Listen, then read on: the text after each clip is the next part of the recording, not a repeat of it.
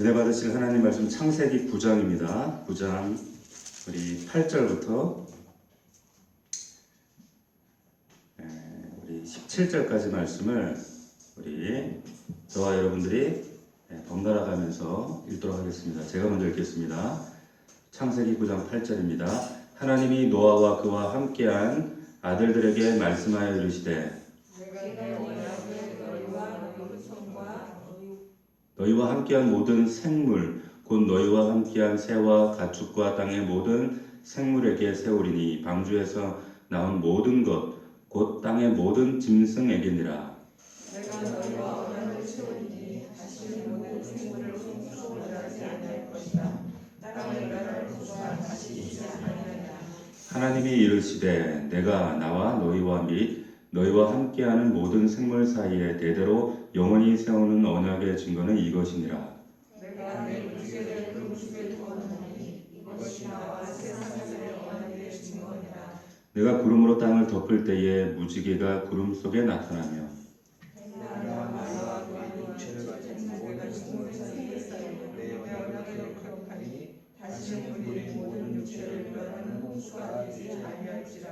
무지개가 구름 사이에 있으리니 내가 보고 나 하나님과 모든 육체를 가진 땅의 모든 생물 사이에 영원한 언약을 기억하리라.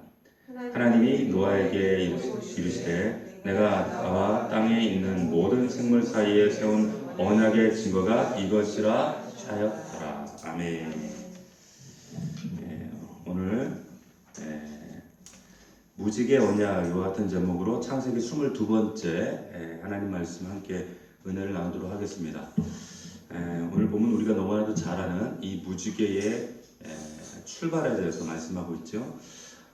우리가 살아계신 하나님의 말씀, 이 성경을 우리가 볼 때 우리가 성경에 비록 이렇게 글자로 문자로 쓰여져 있지만 이 글자 뒤에 담겨 있는 하나님의 진의, 그 진의를 밝히는 것이 굉장히 중요한 작업입니다. 그런데 그거 못지않게 중요한 게 뭐냐면 그 문자, 그 글자를 뛰어넘어서 그 문자 뒤에 감추어져 있는 하나님의 심정, 하나님의 마음, 그리고 하나님의 표정까지 읽을 수 있는 그 자리까지 나아가는 훈련이 필요한 거예요.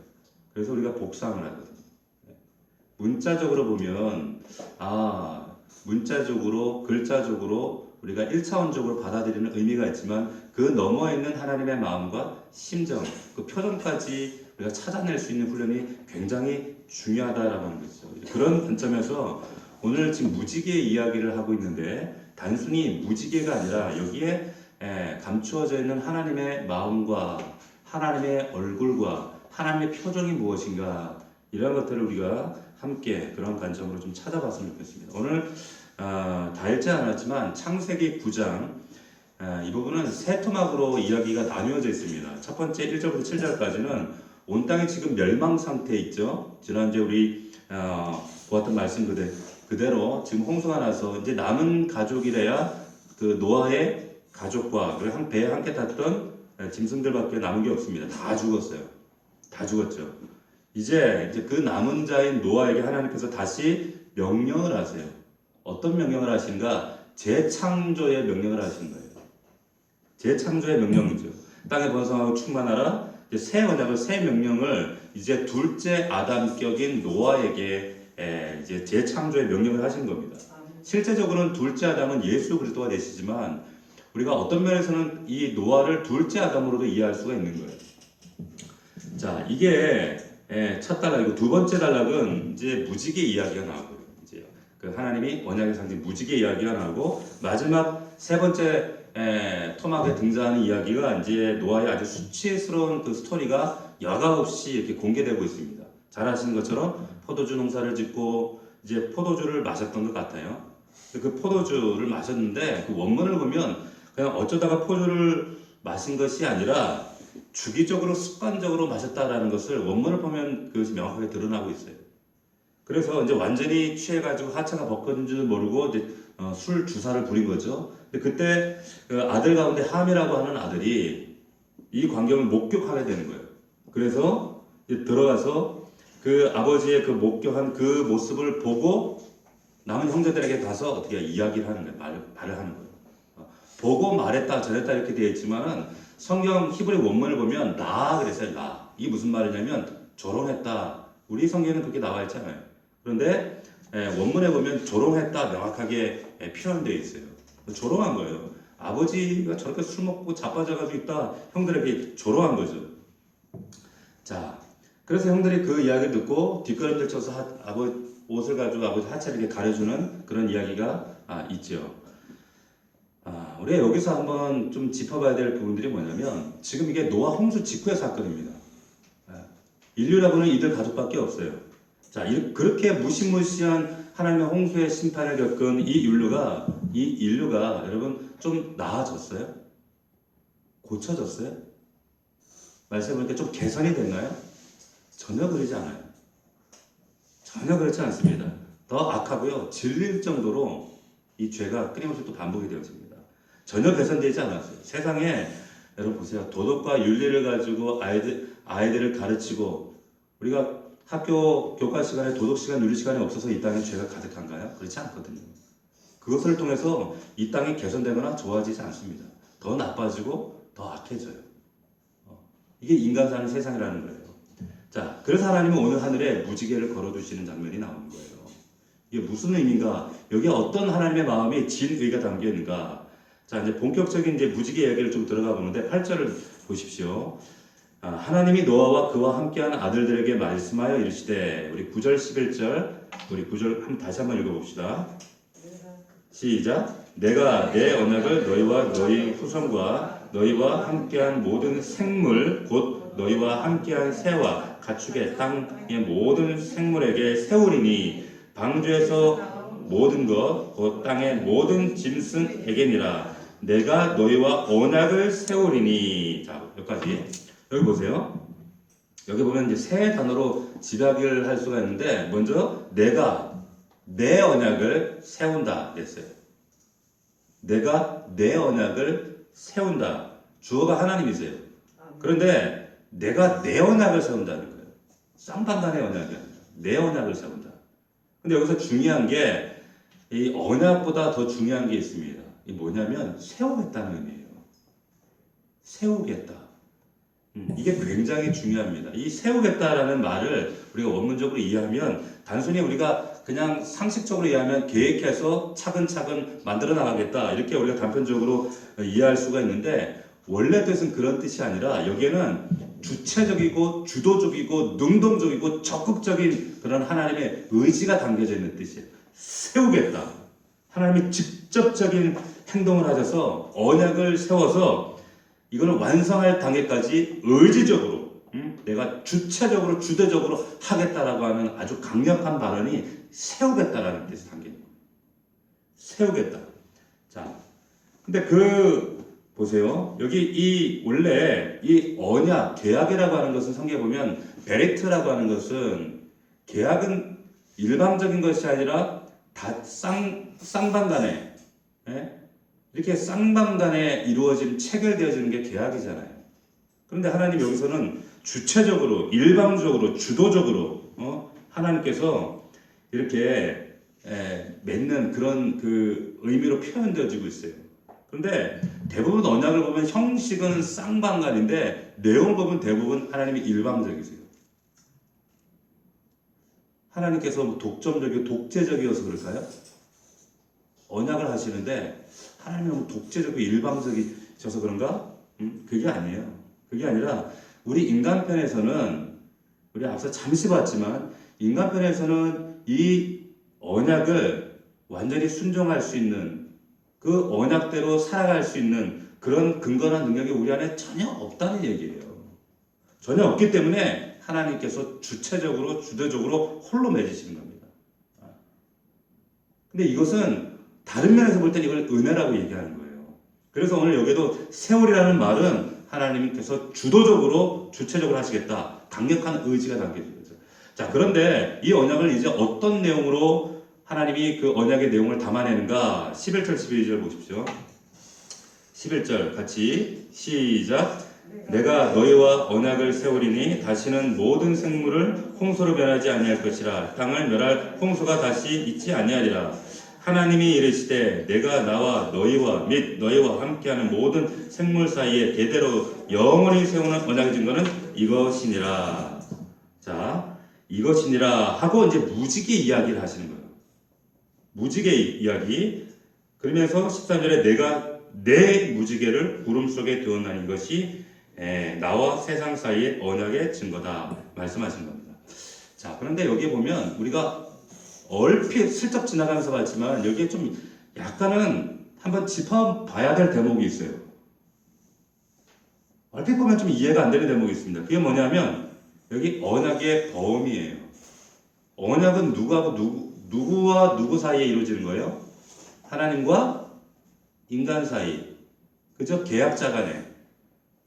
사람과 하나님 사이에 이루어지면 되는데, 근데 여기 지금 그 내용을 보면 이 노아의 언약, 노아가 포함되거나 아니면 노아의 가족만 포함이 되어야 하는데 여기에 그 범위가 어디까지 확장되어 있어요? 모든 생물들까지, 짐승들까지 확장되어 있단 말이에요. 이해가 되세요? 뭘까요 이게? 왜 생물까지 이게 포함이 되어 있을까요? 생물들이, 동물들이 막 알아들어요?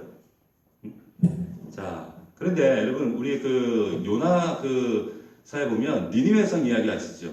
니느웨 성 그 요나가 돌아다니면서 막 회개를 선포하잖아요. 회개를 선포할 때 누구도 회개했다고 그랬어요? 짐승들도 회개했다고 그랬어요. 짐승들도. 기억나세요? 짐승들도 회개했다고 그래요.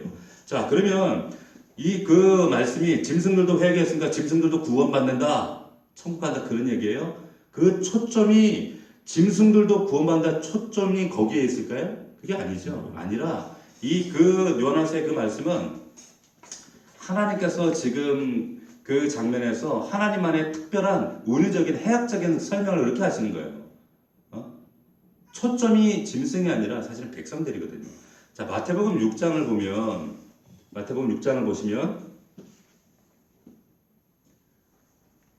자, 마태복음 6장을 보시면 드레핀 베카파 얘기를 하고 하늘에 사는 새 이야기, 우리 산상상을 보면 그 이야기가 등장을 하죠.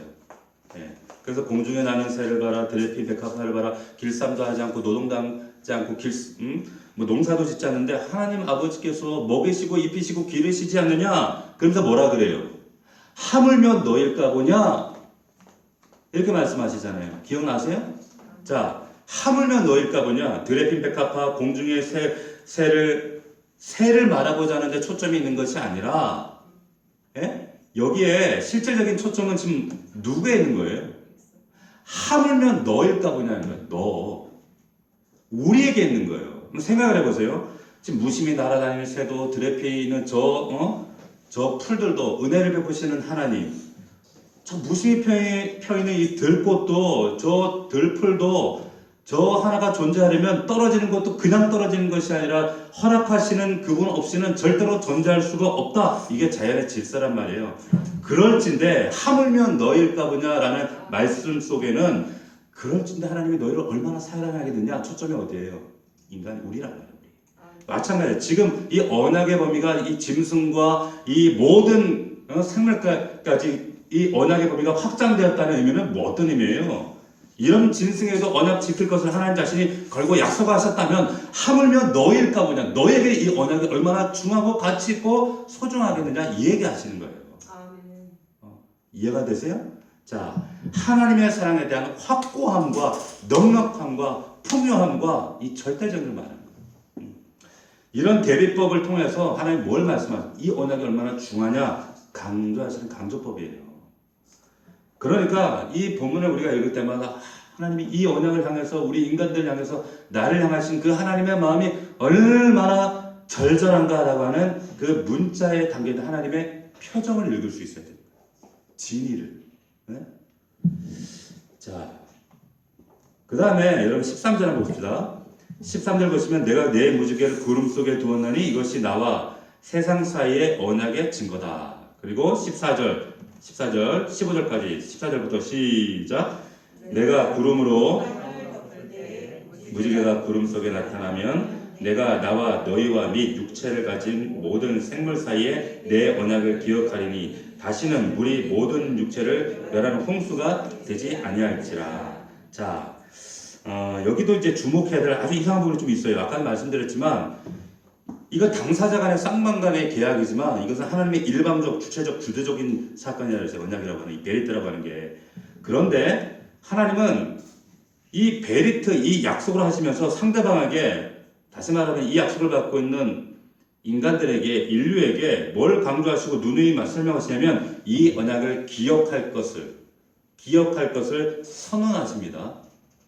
근데 오늘 창세기 9장 자세히 이렇게 보면, 자세히 살펴보면 어디를 봐도 노아나 노아 가족에게나 이 언약을 기억해야 된다, 이 언약을 잊어버리면 안 된다, 이 언약을 되새겨라, 이걸 까먹으면 안 된다, 이런 얘기가 일체 있어요, 없어요? 없어요. 오히려 생소하고 당혹스러운 말씀하시는 거예요. 내가 기억하겠다. 내가. 우리 신명기 말씀을 보면 끊임없이 손목에도 이마에도 하면서 기억할 것을 강조하시잖아요. 근데 여기 하나님이 내가 기억한다. 내가. 하나님을 얘기하는 거예요. 여기 내가가. 자, 하나님이 약속 만들어 놓고, 야, 노아 보고, 노아 가족들과 노아들에게도 기억해라. 기억해라 말아. 일체 그런 얘기를 하지 않고 오히려 누가 기억하겠다고요? 내가 기억하겠다 그래요. 하나님이 왜 그랬을까요? 왜 그러셨을까요?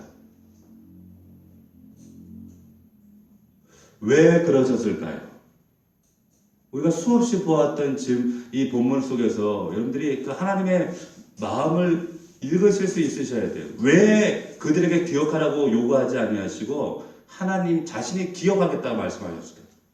당연하잖아요. 기억하는 거 쌍방간에. 예? 근데 하나님께서 뭐 기억하라고 해도 시비 걸 일이 아닌데 왜 그렇게, 예? 그래야 더 잘 지킬 거 아니에요. 백성들도 이 노아의 가족들도. 근데 부탁을 안 해요. 내가 기억하겠다. 뭐 할 때마다 하늘의 구름이 뜰 때마다 거기에 무지개가 걸릴 때마다 내가 기억하겠다. 자, 왜 그렇게 하시는가? 우리가 지난주에도 살펴봤지만 노아 홍수 이후에 지금 인류라고 해봐야 8명 남았어요. 8명이 딱 남았는데 이 8명의 인류가 새로운 재창조 사역을 해야 되는 이 노아의 가족 인류들이, 이 사람들은 뭘 겪은 사람들이에요? 어마무시한 홍수의 심판을 겪은 사람들이에요. 그리고 그 장면을 여러분들이 좀, 그 시대로 우리가 돌아갈 수는 없지만 한번 그 상상을 한번 유추해서 한번 들어가 보세요. 지금 얼마나 가공할 만한 두려움, 이 전율한, 이 엄청난 이 두려움의 이 홍수 심판 사건, 얼마나 그들 안에 큰 트라우마가 남았을까요? 얼마나 큰 트라우마가 있겠어요. 지금 이 사람들 가슴 속에 지금 엄청난 정서적인 내상을 입은 거예요. 상처가 있는 거예요. 우리가 코로나19 때문에 그냥 코차만 나와도 가슴이 덜렁덜렁 하잖아요. 신천지 때문에 하도 들썩들썩하고, 일부 또 어떤 교회 얘기가, 요즘에 또 교회 얘기만 하면 또 가슴이 덜렁덜렁 해요. 왜 그래요? 자라보고 놀란 것은 소뚜껑 보고 놀란다고? 그냥 뉴스 보기가 두려워요. 이게 트라우마가 되는 거예요. 내 가슴에 막 내상을 입은 거예요. 자, 그러니까 이 사람들도 지금, 이제 홍수가 끝났지만 갑자기 저 서편에 뭉게구름 하나 뜨고 그러면 비 오는 거 아니야? 또 심판하시는 거 아니야? 또 죽는 거 아니야? 이런 생각이 들까요? 안 들까요? 들죠. 드는 거예요. 비가 억수로 퍼부어요. 보통 비가 아니고 1년 동안 하늘이 막 뚫린 것처럼 비가 쏟아졌어요. 그 밑에 거주하고 있던 사회와 그리고 같이 기대어 살던 사람들이 다 죽었어요. 다 죽고 바라보면 그 떠있는 물 위에 떠있는 게 뭐가 떠있겠어요? 죽은 시체들, 부유물들, 온갖 시체들이 둥둥 떠다닙니다. 그런데 오로지 노아의 가족들을 태운 그 갈대 상자 같았던 테바, 그 방주만이 닷도 없이 돛도 없이 키도 없이 오로지 하나님께 온전히 전적으로 운명을 맡긴 채 바다에 둥둥 떠다니는 거예요. 여러분들 만약 그 입장에 있다면 여러분들 마음이 어떻게 했어요? 어떨 것 같아요? 이 배의 운명이 어떻게 될 것인가? 앞으로 우리는 어떻게 될 것인가? 살아남을 수 있을까? 이 배는 도대체 어디로 흘러 떠내려갈 것인가?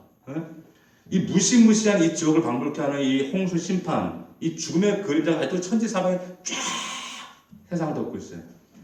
이제 물이 다 빠지고 비둘기가 감람나무 하나를 물고 왔지만 뭐 그 정도는 이제 새순이 돌아왔겠지.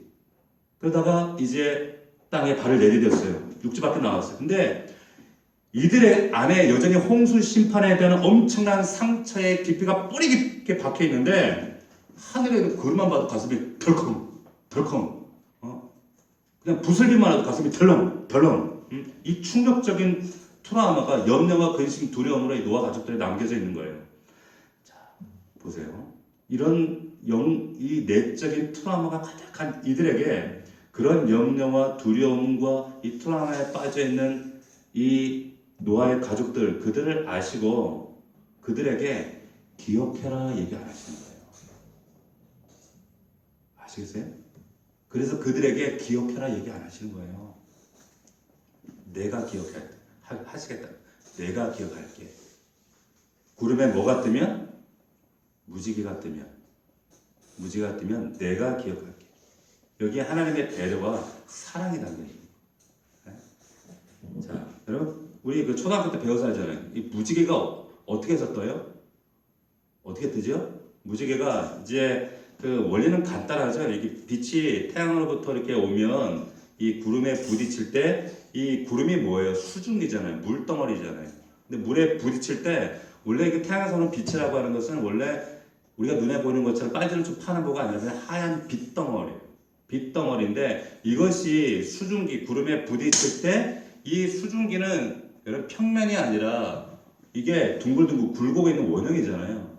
그러니까 그 빛이 부딪히면 평면에 부딪히면 일괄적으로 똑같이 부딪히겠지만 원형이기 때문에 부딪히는 길이 그래서 부딪히는 면에 따라서 어때요? 길이와 파장과 부딪힌 이후에 속도도 달라지는 거예요.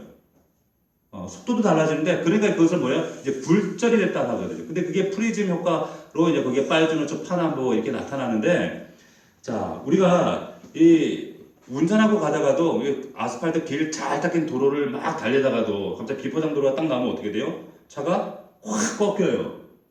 막 달리다가 달리는 그 길에 전혀 다른 매질이 바퀴가 전혀 다른 매질이 이 매질에서 저 매질로 딱 바뀔 때 핸들이 확 꺾여요. 그런 현상이 생기는 거예요. 빛이 지금 구름에 부딪힐 때도 똑같이 그런 현상이 생겨서 굴절되어서 프리즘 효과로 나타나는 게 빨주노초 파남보 이걸 무지개라고 하는데 그런데 이 무지개가 참 신기한 게 있어요. 이게 뭐냐면 우리 영어에 보면 영어로 우리 무지개를 뭐라 그래요? 레인보라고 하죠. 근데 레인보 그러면 보라는 뜻이 뭐예요? 보가? 활이라는 뜻이죠. 활. 그런데 우리 히브리 원어에도 보면 이 무지개라는 뜻이 활이라고 이렇게 번역이 되어 있어요. 그래서 케셰트라고 하는 의미가 활이라는 뜻입니다. 활이에요. 그러니까 문자적으로 보면 무지개는 활이에요. 그러니까 우리가 볼 때도 활처럼 이렇게 생겼잖아요. 이렇게. 그런데 사실은 우리 땅에 발을 딛고 살아가는 우리 입장에서 볼 때는 이게 활이지만 하나님 입장에서 보면 그게 뭐냐면 사실은 원형으로 돼 있어 보입니다. 동그랗게. 근데 우리는 그게 그 활처럼 이렇게 보이는 거죠. 활처럼. 그런데 하나님께서 왜 이 활처럼 생긴 이것을 이렇게 띄우셨는가? 여기는 어떤 의미가 있는가? 여러 가지 성경에서 찾아보면 이 의미가 있어요. 자, 우리 그 하박국 3장 9절에 보면 이런 말씀이 있습니다. 한번 들어보세요. 주께서 활을 꺼내시고 화살을 바로 쏘셨나이다. 셀라. 주께서 강들로 땅을 쪼개셨나이다. 이런 말씀이죠. 하나님께서 우리를 위해서 싸우시는 강한 용사로 비어있는데 그분이 활을 쏘신다는 거예요. 활을 쏴요. 자, 하나님께서 용사신데 그분이 사용하시는 무기가 뭐냐? 활이라고 하는 거예요. 자, 또 창세기 49장 24절에 보면 우리 한번 찾아볼까요? 창세기 49장 한번 찾아봅시다.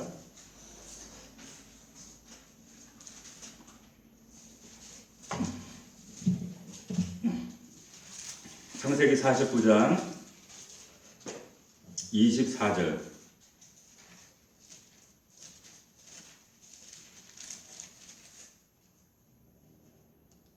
자, 같이 한번 읽어봅시다. 시작. 요셉의 활은 도리어 굳세며 그의 팔은 힘이 있으니 이는 야곱의 전능자 이스라엘의 반석인 목자의 손을 힘입음이라. 자, 여기 보세요. 자, 요셉의 손에 지금 활이 있어요. 활이. 근데 성경 어디를 찾아봐도 요셉의 일생 가운데 요셉이 활을 잡았다 이런 얘기가 있어요, 없어요? 없어요. 없단 말이에요. 근데 지금 여기 나와 있는 이 활은 뭐예요? 하나님이 지금 의도적으로 표현하시는 거죠. 근데 요셉이 보세요. 요셉의 온 시대를 통해서 요셉만큼 핍박과 고난과 어려움이 많았던 사람이 참 드물어요. 온 시대가 이 요셉을 무너뜨리기 위해서 형제들과 그리고 제수와 그 시대의 장군과 모든 사람이 공격을 하고 모함에 빠뜨리고 마지막에는 가서는 안 될 감옥까지 간단 말이에요. 그런데도 불구하고 이 시대와 사람들이 요셉을 이겼어요? 못 이겼어요? 못 이겼어요. 못 이겼어요. 그렇게 공격을 했는데 요셉이 안 쓰러졌어요. 무너지지 않았단 말이에요. 자, 그런데 오늘 본문을 잘 보면 여기 요셉의 활은 도리어 굳세며 그의 팔은 힘이 있으니 이는 야곱의 전능자 누굴 얘기해요? 하나님을 얘기하는 거죠. 그리고 이스라엘의 반석 하나님의 또 다른 표현이죠. 목자의 손을 힘입음이라. 할렐루야. 자, 이런 요셉의 활이 그 시대와 세상을 이길 수 있었던 이 배경 힘이 뭐냐? 이건 요셉의 힘이 아니라 누구의 손을 힘입고 있었기 때문이다? 하나님 때문이라는 거예요. 하나님 때문이다. 이스라엘 하나님 여호와의 손을 힘입고 있었기 때문이다. 이렇게 말씀하고 있는 거예요. 그러니까 요셉에게 들려준 활은 지금 누가 쥐고 있다는 거예요? 하나님이 쥐고 계시다 이거예요. 하나님이 쥐고 계신 활이다. 이 얘기를 하는 거예요. 하나님이 지금 붙들고 있다 이 말 하시는 거예요. 그래서 하나님은 지금 용사로 비유되시는데 뭘 가지고 활을 가지고 싸운다. 자, 활을 가지고 싸우시는 분이다. 그런데 때로는 여러분 하나님께서 활을 가지고 싸우실 때 나를 위해서 싸울 때도 있지만 우리를 향하여 싸우실 때도 있어요. 그 대표적인 얘기가 뭡니까? 야복강가의 야곱 이야기예요. 야곱이 하나님과 싸워요. 싸웁니다. 근데 야곱이 야복강가에서 싸워서 하나님과 겨루어서 어떻게 해요? 이겨요. 근데 정말 이겼어요? 응? 대퇴부가 반쪽 나잖아요. 장애자가 돼버린단 말이에요. 하나님과 싸움. 근데 부모 자식 간에도 이런 경우가 있고 이런 국면을 맞이할 때가 있어요. 그래서 하나님께서 자식을 바라보듯 자식을 위하시고 자식을 양육하시고 세워가시지만 때로는 그 자식들이 잘못된 길에 빠져 있고 어긋난 길에 서 있고 우상 숭배에 빠져 있고 세상 죄악 같은 데 빠져 있고 한눈 팔고 있을 때는 하나님도 그 자녀를 향해서 화를 드신단 말이에요. 화를 드셔요.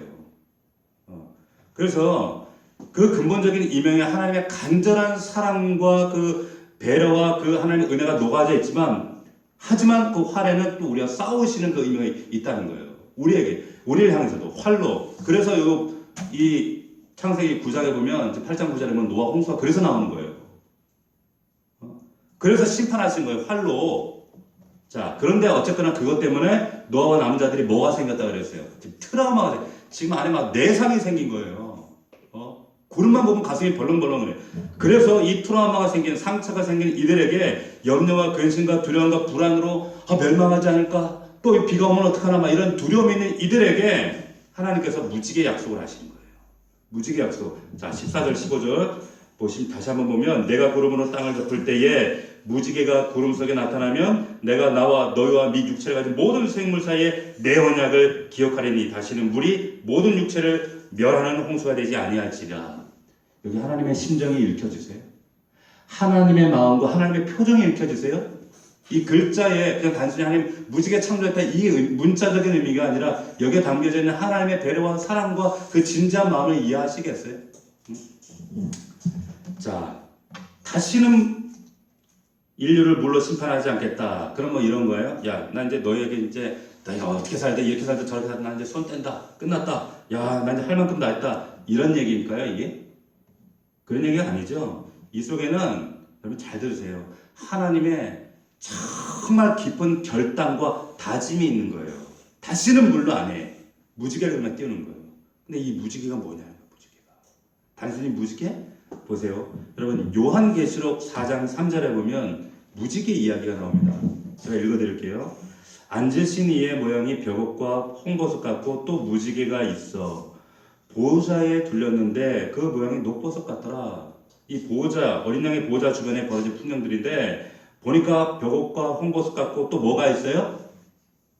무지개가 있어요. 무지개가. 이 무지개가 이 보호자에 둘러쳐져 있는데 이 무지개는 누구를 예표하는 거예요? 예수 그리스도를 예표하는 거예요. 아, 목사님 너무 나갔는데요. 너무 비약하는 거 아닙니까? 아니, 근데 성경에 여기만 그런 게 아니에요. 자, 여기 그 에스겔서 1장 28절에 보면 요한계시록이나 에스겔이나 이사야 일부나 다니엘서 같은 걸 우리가 묵시 문학이라고 해요. 묵시. 예언에 대해서, 앞날에 대해서 이걸 묵시 문학이라는데 에스겔서 1장 28절에 보면 이런 말씀이 있어요. 들어보세요. 그 사방 광채의 모양은 비 오는 날 구름에 있는 무지개 같으니. 누구 얘기를 하고 있죠? 그 사방 광채 빛나는 그 모양이 비 오는 날 무지개 같으니 이는 여호와의 영광의 형상의 모양이라. 근데 그 가운데 하나님의 음성이 들리는 거예요.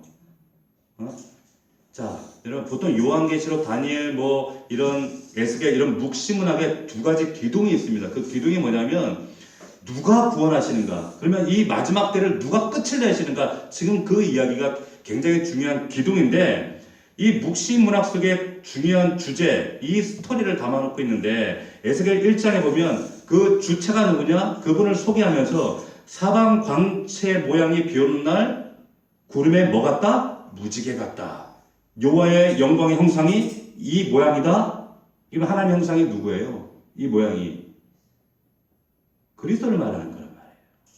그 보호자는 예수 그리스도를 말하는 거란 말이에요. 그 빌립보서 2장의 말씀에 보면 우리가 잘 아는 말씀처럼 예수 그리스도를 하나님의 본체와 같다 이렇게 얘기를 한단 말이에요. 그는 하나님과 근본 본체다 이렇게 말씀하신단 말이에요. 그래서 보세요. 여기서 말하는 것은 이 무지개는 결국에 어린 양 예수 그리스도를 말하는 거예요. 노아에게 다시는 내가 너희를 물로 안 해. 하지만 그 무지개를 보여주시는 이 무지개는 누구라고요? 예수 그리스도를 상징하는 거예요. 예표하는 거예요. 그리고 내가 기억할 거야. 너희가 기억하는 게 내가 기억할 거야. 그래서 이 땅에 예수 그리스도가 오셨을 때 갈보리 언덕에서 정말 근본적인 영적인 우리의 모든 죄들을 하나님께서 다 제거하시기 위해서 정말 이 불안과 두려움과 밑도 끝도 없는 이 심판을 해결하시기 위해서 갈보리 언덕에 그분을 무지개처럼 달아버리신 거예요. 공중에. 여러분 이해하시겠어요? 그분이 운명하실 때 여러분 그때 장면을 기억하세요? 온 세상이 흑암에 덮인 것처럼 깜깜했다고 그랬어요. 깜깜했어요. 구름이 낀 것처럼 온 하늘이 깜깜했습니다. 그런데 예수님께서 무지개처럼 온 인류의 대속물이 돼서 그 하늘을 달리면서 하나님의 마음과 심정을 드러내주시는 거예요. 네? 여러분 요한계시록 우리 한 문제만 더 봅시다. 요한계시록 10장 한번 찾아보세요. 요한계시록 10장. 요한계시록 10장 1절 2절 우리 마지막으로 하나만 더 찾아봅시다. 요한계시록 10장 1절 2절 말씀을 찾아봅시다. 같이 한번 읽어봅시다. 시작. 내가 또 보니 힘센 다른 천사가 구름을 입고 하늘에서 내려오는데 그 머리 위에 또 뭐가 있어요? 무지개가 있고 무지개가 있단 말이에요. 무지개가 있어요. 그래서 그 어린 양이 등장하는 그 주변에 보면 항상 무지개가 있어요. 항상 무지개가 있단 말이에요. 그래서 이 무지개는 예수 그리스도를 예표하는 그림이기 때문에 그래서 이를 비를 상징하고 심판을 상징하는 이 먹구름이 뜰 때마다 하나님은 온 인류에게 무지개를 딱 걸어놓고 다시는 멸망시키거나 심판하지 않겠다. 안위를 주시는 거예요. 노아 이름이 뭐예요? 안위예요. 안식이란 말이에요. 진정한 안위를 무지개를 통해 노아. 그럼 우리 노아는 누구예요? 바로 우리예요. 우리란 말이에요. 우리에게 이 안식을 주시는 거예요. 안위를 주시는 겁니다. 여러분 아까도 말씀드렸지만 홍수 위에 사람들이 개선됐어요? 달라졌어요? 좀 나아졌어요? 안 달라져요. 홍수가 지나도 사람은 달라지지 않았어요. 도덕적 윤리적으로 영적으로 성장하지 않아요. 그 그 달라지지 않은 인간 죄의 정점이 이제 좀 두 장 지나가면 바벨탑이라고 하는 원역사 가운데 바벨탑이라는 사건 가운데 딱 나타나는 거예요. 바벨탑을 왜 쌓아요? 흩어짐을 면하고자. 흩어짐을 면하고자. 왜? 그만큼 홍수 심판에 대한 이들 기억 가운데 아직도 트라우마가 인류 안에 있었다는 얘기예요. 흩어지지 않기 위해서 아주 깊은 내상을 입고 있는 거예요. 그때 이미 아직도. 그런데 하나님께서 새로운 산 길, 살 수 있는 그 길, 온 인류가 살아갈 수 있는 이 안위가 되는 이 유일한 계신 예수 그리스도를 예표하는 무지개를 하늘에 딱 걸어두시면서 하나님이 이 구름 속에다가 이 비가 오려고 할 때마다 구름을 바라볼 때마다 그것을 바라보고 상처 입은 영혼들에게 위로를 주시는 거예요. 내가 이렇게 반드시 성취할 거야. 우리 이 무지개가 잘 안 뜨잖아요. 잘 안 뜨는데 제가 우리 2016년도에 우리 교회 그 개척을 준비하던 2016년도에 그 해에 그때 그 무지개가 이 용인에 크게 떴었어요. 여러분 기억 안 나시겠지만 제 나름대로 뭐 의미를 부여하고 해석하고 그랬지만은 그래가지고 그때 우리 이전에 교회 있던 교회 교육자들하고 무지개가 너무 선명하고 커서 저는 태어나서 그렇게 선명하고 크고 아름다운 무지개를 처음 봤거든요. 너무 크게 뜬 거예요. 그래가지고 그 무지개를 사진을 찍고 막 우리 교육자들끼리 막 서로 막 보여주고 막 이렇게 올리고 막 이랬던 기억이 있습니다. 근데 그 무지개를 보면 야 예쁘다 팔주노초 파나보다 그게 아니라 거기에는 뭐가 있어요? 하나님의 마음이 있는 거예요. 하나님의 마음. 우리를 향한 하나님의 마음이 담겨진 거예요. 진정한 위로. 내가 기억할 거야. 너희들은 그런 상처와 내상, 그 트라우마 가운데 살지 말고 그 심판을 바라보지 말고 그 굴곡진 인생과 그 세상의 어두운 그림자들, 구름들을 바라보지 말고 나를 봐. 예수 그리스도 바라봐. 그 주님을 바라보며 사는 거야. 이 말씀하시는 거예요. 이 약속의 말씀이 저와 여러분들이 될 수 있기를, 여러분들의 모든 소망이 될 수 있기를 주의 이름으로 축복합니다. 여러분, 이 코로나19로 인해서 우리가 얼마나 충격과 트라우마와 정말 아픔과 불안함과 이 정말 혼돈 가운데 우리가 살아가고 있지만, 그렇지만 이 무지개, 이 하나님의 약속, 이 하나님과의 언약, 그것을 바라볼 때마다 우리가 상기할 때마다 기억할 때마다 우리 안에 뭐가 있는 거예요? 안위가 있는 거예요. 위로가 있는 거예요. 안식을 우리가 갖게 되는 거예요. 오늘 이 말씀을 여러분들이 기억하시면서 오늘 이 금요일 밤이 여러분들에게 정말 특별한 하나님의 위로와 안위와 하나님의 평안을 경험할 수 있는, 비록 내 인생에 나를 짓누르고 나를 곤고하게 하고 나를 어떤 일에 골몰하게 만들고 정말 수많은 먹구름 가운데 내 마음을 짓누르는 그 무게와 부담들이 가득한 이 땅의 삶이지만, 하나님께서 지금 하늘 위에 걸어놓으신 그 무지개를 우리가 바라볼 수 있으셔야 돼요. 그 무지개를 바라보고 확인하고 확신할 때 우리 안에 다시 한번 하나님 주시는 참된 안위가, 위로가, 소망이 우리를 끌고 고단하지만 어둡지만 이 길을 우리가 믿음으로 승리하게 하신 줄로 믿습니다. 이 약속의 말씀 붙들고 믿음 안에 굳건히 승리하는 저와 여러분들이 되기를 주의 이름으로 축원합니다. 아멘.